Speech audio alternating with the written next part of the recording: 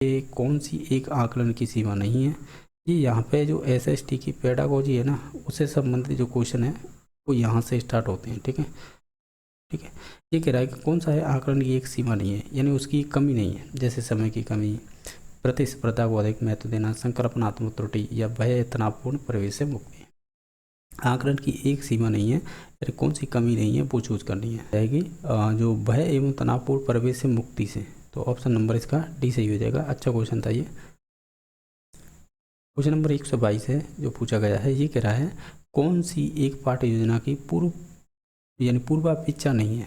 English में क्या कह रहा है, pre requisite of lesson planning, मतलब कौन सी पाठ्य योजना की पूर्वापेक्षा नहीं है। जैसे विषय का ज्ञान होना, बाल मनोविज्ञान का ज्ञान होना, अधिगमकर्ताओं की पारिवारिक पृष्ठभूमि का ज्ञान होना, या शिक्षण एवं तकनीकों का ज्ञान होना, यानी चाहे विधि बोल सकते हैं या शिक्षण बोल सकते हैं, तकनीकों का ज्ञान होना। तो इनमें से पूर्वापेक्षा नहीं होगा, हम ये कह सकते हैं अधिगमकर्ताओं की जो पारिवारिक पृष्ठभूमि का ज्ञान होना ये कोई ज़रूरी नहीं होता है। ठीक है, तो ऑप्शन नंबर बी सही हो जाएगा। बाकी विषय का ज्ञान होना जरूरी है, बाल मनोविज्ञान का भी होना है, और जो भी टीचिंग मेथड होती हैं और उन्हें पढ़ाने की टेक्निक होती है उनका ज्ञान होना चाहिए। ठीक है, पार्टी चुनना की पूर्वापेक्षा नहीं है, तो वो बच्चे की गरीब है अमीर है उनसे कोई लेना देना नहीं होना चाहिए। तो ऑप्शन नंबर बी सही हो जाएगा। क्वेश्चन नंबर 123 है, इनमें से कौन सा सही सुमेलित है। जैसे सुकरात ने निर्देशन विधि दी थी, प्लेटो ने प्रश्नोत्तर विधि, हर्बर्ट स्पेंसर ने संवाद विधि, अरस्तु ने आगमन निगमन विधि। सही सुमेलित बताना है, इनमें से केवल एक ही सही है और बाकी सभी गलत हैं। अगर आप ध्यान से देखेंगे तो ऑप्शन नंबर इसका डी सही हो जाएगा। हर्बर्ट स्पेंसर ने संवाद विधि नहीं दी थी, इसने तो पंचपदीय प्रणाली दी थी, जिसमें आपके जैसे पाठ्य योजना बनाते हैं तो उसके 5 स्टेप होते हैं, वो दी थी। इसे पंचपदी प्रणाली की प्रणेता माना जाता है हर्बर्ट स्पेंसर। प्लेटो है, इसने प्रश्नोत्तर विधि नहीं दी थी। देखो, प्रश्नोत्तर विधि तो दी थी आपके सुकरात ने। ठीक है, और अगर आपसे पूछे प्रश्नावली फिर किसने दी थी, तो फिर प्रश्नावली दी थी आपके बोधवर्त ने। ठीक है, और बाकी सुकरात ने निर्देशन विधि नहीं दी थी, निर्देशन विधि नहीं दी थी इन्होंने, तो सुकरात ने दी थी आपकी प्रश्नोत्तर विधि। ठीक है, तो इसमें से तो केवल डी नंबर ऑप्शन सही था, बाकी सभी गलत हैं। क्वेश्चन नंबर नेक्स्ट है जो 124 नंबर, इसमें क्या पूछा है, ये कह रहा है कि कौन सा एक सामाजिक अध्ययन शिक्षण का सामान्य उद्देश्य नहीं है। यानी जो सामाजिक अध्ययन होता है एसएसटी का सामान्य यानी सामान्य अध्ययन का शिक्षण का सामान्य उद्देश्य नहीं है, यानी कोई जनरलाइजेशन ऑब्जेक्ट नहीं है वो चूज करना। जैसे पर्यावरण से परिचित कराना होना हो गया, तो इससे तो जरूरी होता है ये तो। सांस्कृतिक विरासत की सराहना करना ये भी जरूरी है। सामाजिक आर्थिक जो भी संस्थान है उनमें रुचि लेना ये भी बात सही है। लेकिन जाति प्रथा की प्रशंसा करना ये एक नेगेटिव वर्ड हो जाएगा। ये चीज़ें हम जो एसएसटी का जो सामान्य अध्ययन का उद्देश्य नहीं होता है ये। ठीक है, तो ऑप्शन नंबर डी सही हो जाएगा। क्वेश्चन नंबर 125 है, ये कह रहे समस्या के समाधान के लिए कितने चरणों का सुझाव दिया गया है, तो 7 होगा। ठीक है, तो 5 या 7 तो इन दोनों में से ही होंगे, तो ये सी और डी राइट आंसर होगा। ठीक है, सी और डी इसका राइट आंसर होगा, ना कि इसका ये मैं 3 बता रहा था ये नहीं होगा। ठीक है, क्योंकि इसके 5 से ज़्यादा स्टेप होते हैं समस्या समाधान विधि के। ठीक है, तो इस वजह से हम कहेंगे एक तो आपका सी ऑप्शन और एक डी ऑप्शन। ठीक है, तो ऑप्शन नंबर सी और डी ये दोनों हो जाएंगे सही। क्वेश्चन नंबर 126 है, क्वेश्चन नंबर आपका नेक्स्ट है कि सामाजिक विज्ञान उन सभी विज्ञानों के लिए सामान्य शब्द के रूप में जो मानव मामलों से संबंधित है। ये परिभाषा किससे संबंधित है, तो ये आपकी जो आपके फेयरचाइल्ड द्वारा दी गई है। क्या सामाजिक विज्ञान उन सभी विज्ञानों के लिए एक सामान्य शब्द के रूप में जो मानव मामलों से संबंधित है। क्वेश्चन नंबर नेक्स्ट है, निम्न में से कौन सी एक श्रव्य सामग्री है, यानी जिसे हम सुन सकते हैं, तो एक लिखवापन हो जाएगा। क्वेश्चन नंबर आपका 149 नंबर है कि इनमें से कौन सा एक क्लिपेट के द्वारा दिया गया परियोजना का एक प्रकार नहीं है। क्लिपेट के द्वारा जैसे रचनात्मक परियोजना, विध्वंसक परियोजना, समस्यात्मक परियोजना, अभ्यास परियोजना। अगर इन सभी ऑप्शनों को देखेंगे ध्यान से तो हम कहेंगे जो विध्वंसक परियोजना है इस प्रकार की कोई भी परियोजना आपके क्लिपेट ने नहीं दी थी। ठीक है, क्वेश्चन नंबर नेक्स्ट है, रेखीय अभिक्रम अनुदेशन का प्रतिपादन किसने किया था। रेखी की बात करेंगे तो हमेशा उसका नाम आएगा BF स्किनर। अगर यहाँ पर साकी की बात करते तो उसका नाम आता नॉर्मन एवं क्राउडर। ठीक है, और गिलबर्ट में नहीं दी थी, कोई कंप्यूटर वगैरह थी अनुदेशक वगैरह वो, लेकिन हम मोस्टली यही पढ़ते हैं रेखी और साकी। तो रेखी दिया था स्किनर ने, आखिर साकी दिया था क्राउडर ने। तो इस प्रकार है, ये कह रहा है कि शिक्षा की नई पीढ़ी के समाजीकरण के अतिरिक्त कुछ नहीं है। ये कथन किसका है? यानी शिक्षा की नई पीढ़ी के समाजीकरण के अतिरिक्त कुछ भी नहीं है, ये कथन है आपके संबंधित हो जाएगा दुर्खिम द्वारा। किसने कहा था? दुर्खिम ने कहा था। बाकी next model of understanding level of teaching के नाम से जाना जाता है। Model of understanding level of teaching,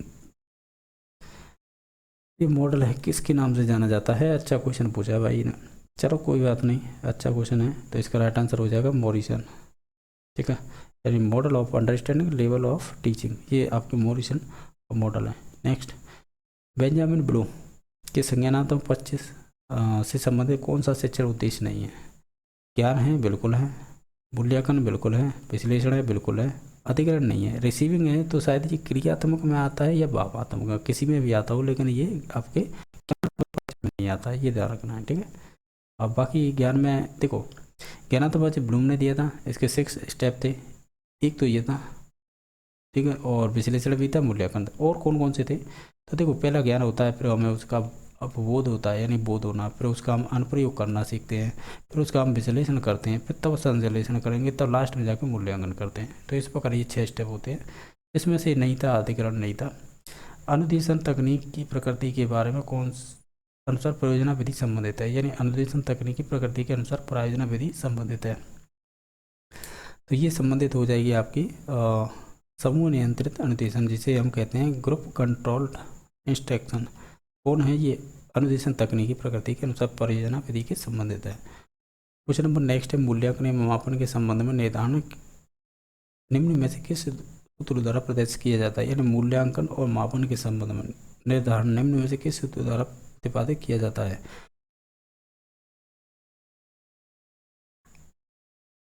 हम बी पर ही जाएंगे। ठीक है, यानी हम कहेंगे इसका ऑप्शन नंबर बी सही हो जाएगा। यानी मूल्यांकन का मतलब होता है मापन और मूल्य का निर्धारण करना। ठीक है, नेक्स्ट क्वेश्चन नंबर देख लेते हैं। ये 125 था, तो नेक्स्ट क्वेश्चन नंबर 126 आएगा। अब ये क्वेश्चन कह रहा है कि कौन सा पद है प्रयोजन विधि का भाग नहीं है? परिस्थिति उत्पन्न करना, ये तो निश्चित तौर से होगा।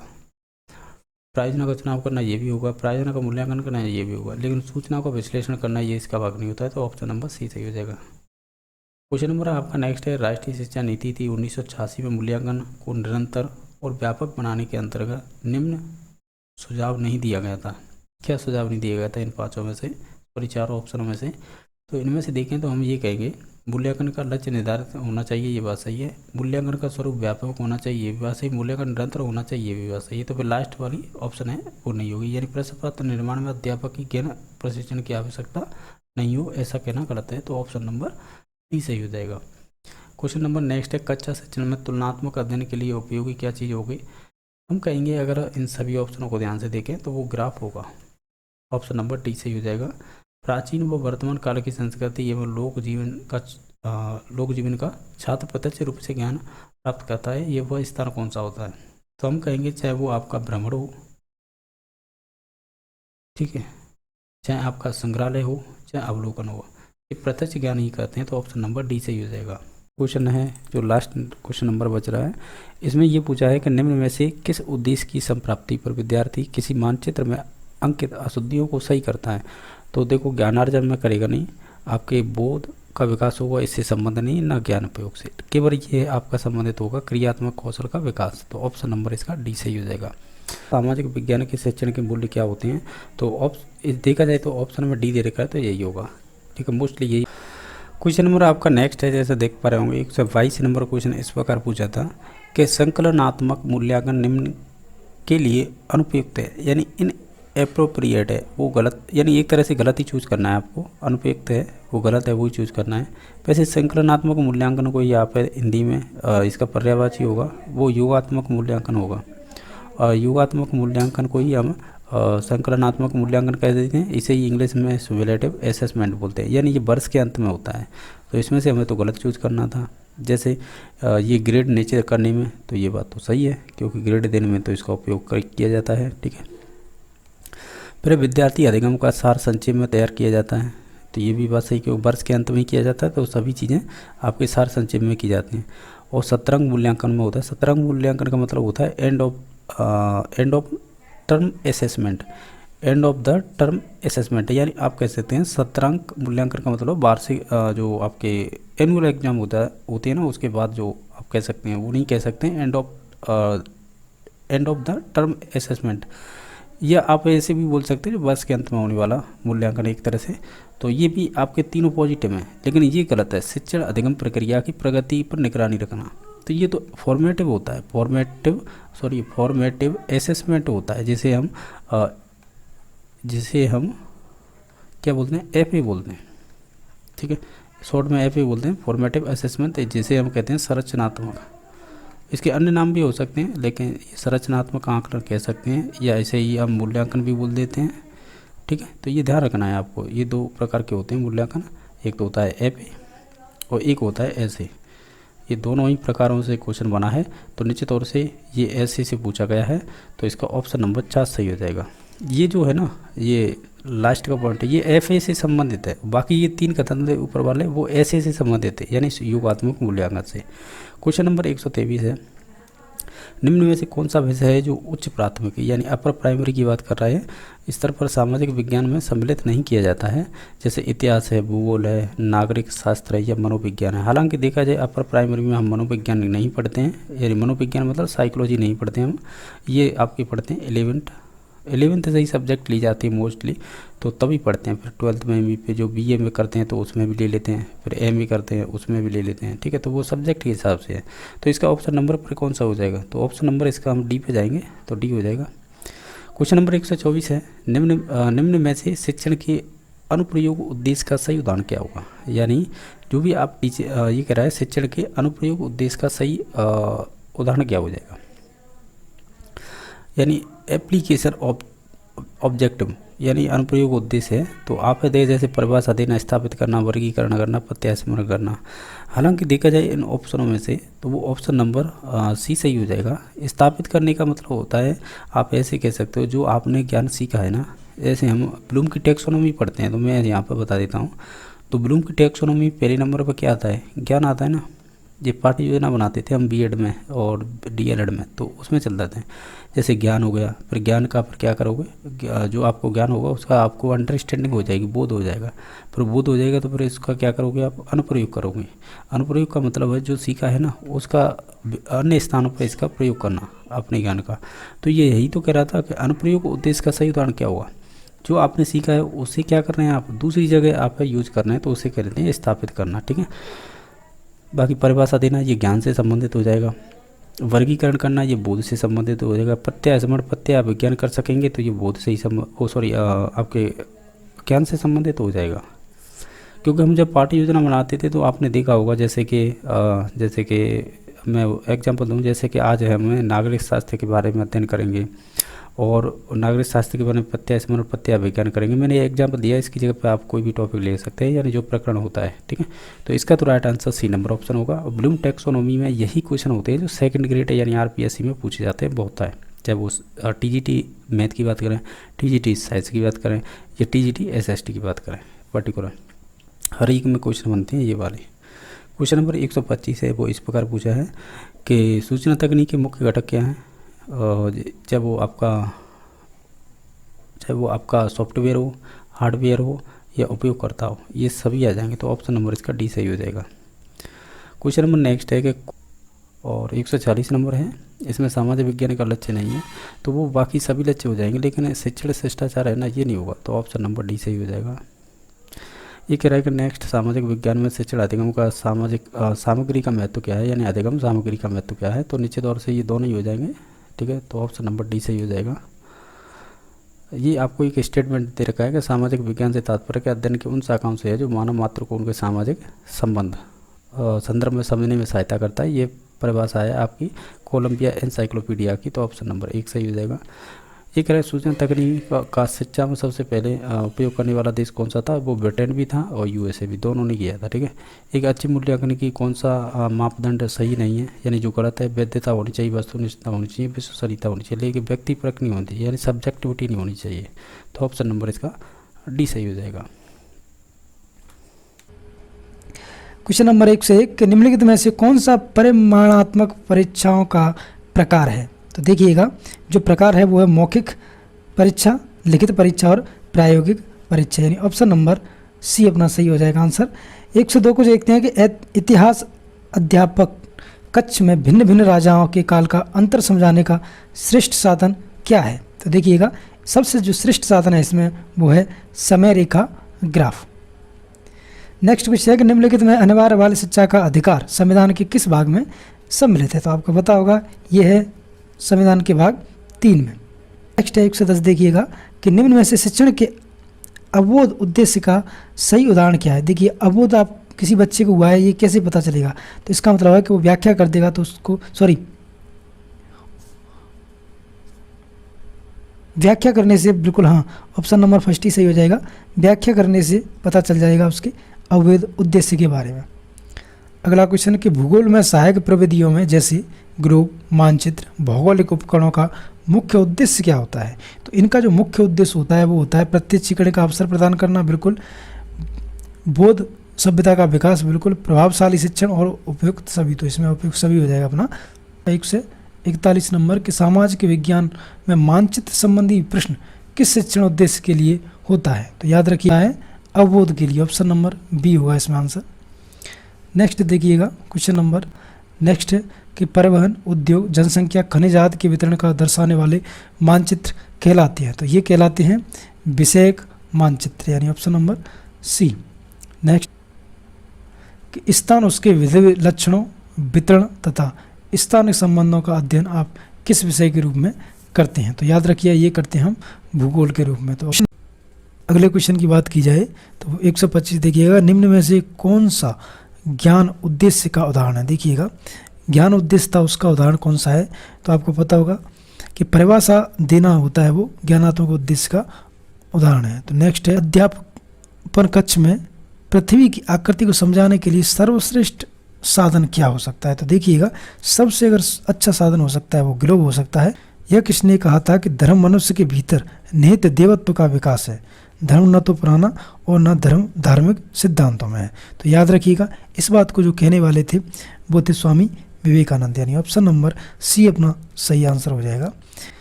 देखते हैं 141 नंबर को कि पाठ्यक्रम के जिस सिद्धांत में करके सीखने पर बल दिया जाता है, याद रखिएगा वह सिद्धांत कौन था है? तो वह है क्रिया का सिद्धांत, ऑप्शन नंबर सी इसका आंसर हो जाएगा। 120 चलें तो देखिएगा कि राष्ट्रीय शिक्षा नीति जो 2020 है, प्रस्तावित राष्ट्रीय आकलन केंद्र से क्या नाम दिया गया? तो आपको पता होगा इसका जो नाम दिया गया है वो दिया गया है परख, ऑप्शन नंबर 4। नेक्स्ट है राजस्थान में उच्च प्राथमिक विद्यालय कल्प कार्यक्रम का प्रारंभ कब हुआ है? तो इसका जो प्रारंभ हुआ था वो हुआ था 2004-05 में, यानी ऑप्शन नंबर की बात की जाए तो 86वें संविधान संशोधन अधिनियम द्वारा शिक्षा के अधिकार को किस मौलिक अधिकार का भाग बनाया गया? तो इसको जो बनाया गया था वो बनाया गया था स्वतंत्रता का अधिकार, यानी option number A. Last question अपना कि भारत में लैंगिक अपराधों से बालकों का संरक्षण अधिनियम कब बनाया गया था? तो इसको बनाया गया था 2012 में, याद रखिएगा। फर्स्ट सामाजिक अध्ययन का शिक्षण किया जाता है, तो जो सामाजिक अध्ययन है उसका माध्यमिक स्तर पर इसका शिक्षण किया जाता है। शिक्षा के उद्देश्य का वर्गीकरण दिया था, तो आपको पता होगा इसको वर्गीकरण देने वाले थे वो थे BS ब्लूम। क्वेश्चन नेक्स्ट की बात की जाए तो पाठ्यक्रम के क्षेत्र में शामिल है, तो पाठ्यक्रम के जो क्षेत्र में शामिल है वो है विद्यालय की आंतरिक क्रियाएं और विद्यालय की बाह्य क्रिया, यानी ऑप्शन नंबर सी हो जाएगा कि दोनों ही इसमें निहित होती हैं। नेक्स्ट है कि सामाजिक अध्ययन की पाठ्य पुस्तक अनुरूप होनी चाहिए, किसके अनुरूप होनी चाहिए?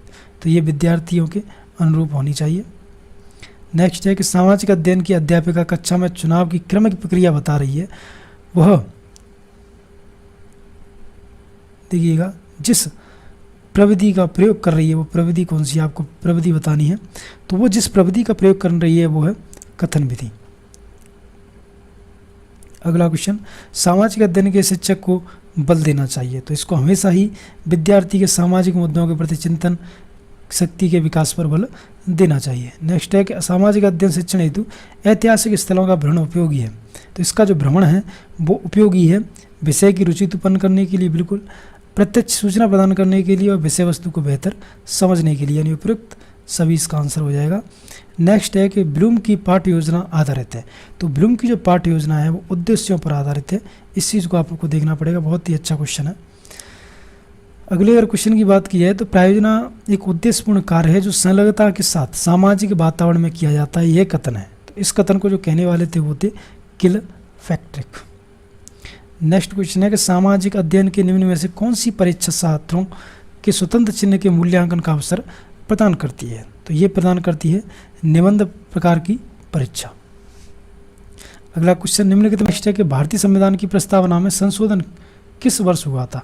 तो याद रखिएगा 1976 में इसमें संशोधन हुआ था। वह संविधान संशोधन जो शिक्षा के अधिकार से संबंधित है। तो ये जो संविधान संशोधन था वो तो 86वां संविधान संशोधन। सामाजिक अध्ययन करता है। तो सामाजिक अध्ययन किसका अध्ययन करता है? ये भी क्या किया गया था? बोनस किया गया था। नेक्स्ट है कि सामाजिक अध्ययन के संप्रत्य की सामाजिक अध्ययन वह अध्ययन है जो मानव जीवन के रहन सहन के ढंग, मूलभूत आवश्यकताओं, क्रियाओं जिनके माध्यम से अपनी आवश्यकताओं की पूर्ति के लिए संलग्न करता है। संस्थाएं जिसमें उसके विकास ज्ञान प्रदान करता है। किसके द्वारा बताई गई थी? तो ये बताई गई थी एनसाइक्लोपीडिया ऑफ एजुकेशन रिसर्च के द्वारा। नेक्स्ट है कि सामाजिक अध्ययन के क्षेत्रों के अंतर्गत निम्न में से किस तथ्य का अध्ययन किया जाता है? तो ये किया जाता है उपयुक्त सभी के नागरिक संबंधी अध्ययन, मानवीय संबंधी अध्ययन और नागरिकता संबंधी अध्ययन। नेक्स्ट है कि सामाजिक अध्ययन के अध्यापक से ज्ञान देते समय निम्न में से किस तथ्य की अपेक्षा रखनी स्वाभाविक है? तो ये स्वाभाविक है कि विशिष्ट बातों का वस्तु के संबंध में स्पष्ट विचार, बिल्कुल। सामान्य पदों व गुणों की अवधारणा, बिल्कुल। तथ्य, नियम, परिभाषा, विधा व प्रविधि की स्थापना। तो ऑप्शन नंबर डी इसका आंसर हो जाएगा। यानी अगला क्वेश्चन कि मूल्यांकन की प्रक्रिया है। तो देखिएगा जो मूल्यांकन की प्रक्रिया है वो उद्देश्यों की उपलब्धि का विस्तार का निर्धारण करती है, बिल्कुल। परिणामों की गुणवत्ता व मूल्यों का निश्चय करना, बिल्कुल। अनुदेशन के परिणामों की तुलना करना, बिल्कुल। तो ऑप्शन नंबर डी इसका आंसर हो जाएगा। नेक्स्ट क्वेश्चन है कि सामाजिक अध्ययन के शिक्षण अधिगम सामग्री का प्रयोग। तो याद रखिएगा उपयुक्त दोनों कथन असत्य हैं क्योंकि पाठ को लंबा करता है और छात्र को उबने लगते हैं। तो ये बात तो बिल्कुल गलत है।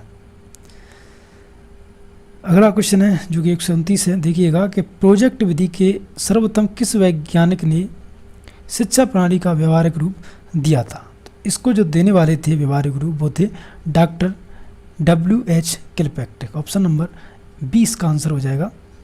अगला क्वेश्चन देखिएगा कि निम्न में से सही कथन आपको सही मिलान करना है कि सही मिलान कौन सा है। तो देखिएगा इसमें सही मिलान है वो है पहले का B.S. ब्लूम मूल्यांकन आयाम, बिल्कुल। हर्बर्ट थे, उन्होंने स्मृति दिया, बिल्कुल। मॉरिसन ने बोध स्तर दिया और हंट ने चिंतन। हाँ, तो सभी एक दूसरे से मिल रहे हैं। तो ऐसा कौन से में? तो ऑप्शन नंबर सी इसका आंसर हो जाएगा। नेक्स्ट है कि मूल्यांकन आयाम के निम्न 3 सोपान दिए गए हैं। देखिएगा शैक्षिक उद्योग का निर्धारण, अधिगम के अनुभव प्रदान करना और व्यवहार परिवर्तन का मूल्यांकन करना। उपयुक्त तीनों सोपान निम्न में से किसके द्वारा दिए गए हैं? तो देखिएगा ये तीनों हैं वो B.S. ब्लूम के द्वारा दिए गए थे। तो ऑप्शन नंबर फर्स्ट इसका आंसर हो जाएगा। नेक्स्ट है कि कौन सा अजैविक संसाधन नहीं है? तो याद रखिएगा अजैविक संसाधन नहीं है वो है पौधा। सामाजिक विज्ञान अध्ययन की आवश्यकता है। तो इसकी जो आवश्यकता है उसका कारण क्या है? तो वो है सामाजिक सांस्कृतिक संरचना एवं उसके पर्यावरण से संबंधित समझने के लिए इसका उपयोग किया जाता है। तो ऑप्शन नंबर फर्स्ट इसका सही आंसर है। नेक्स्ट है निम्नलिखित में से सामाजिक विज्ञान की नवीन संकल्पना कौन सी है? तो नवीन संकल्पना है वो है कि मानव संबंधों का अध्ययन एवं समाज को श्रेष्ठ बनाना। अगला कि सामाजिक विज्ञान का कच्चा कच्चे की मुख्य आवश्यकता क्या है? इसकी जो मुख्य आवश्यकता है वो है स्थिति, बनावट व स्थान, उसके साथ ही प्रदर्शन की सुविधा। ए और सी दोनों ही आंसर माने गए थे आयोग के द्वारा। सामाजिक विज्ञान में कच्चा कच्चे की प्रक्रिया विकसित करने में सहायक होता है। क्या सहायक होता है? तो याद रखिएगा ज्ञान, कुशलता, अभिव्यक्ति, इनमें से सभी। तो देखिए नेक्स्ट है देखिए शिक्षण विधियों का, शिक्षण तकनीकियों का और उपयुक्त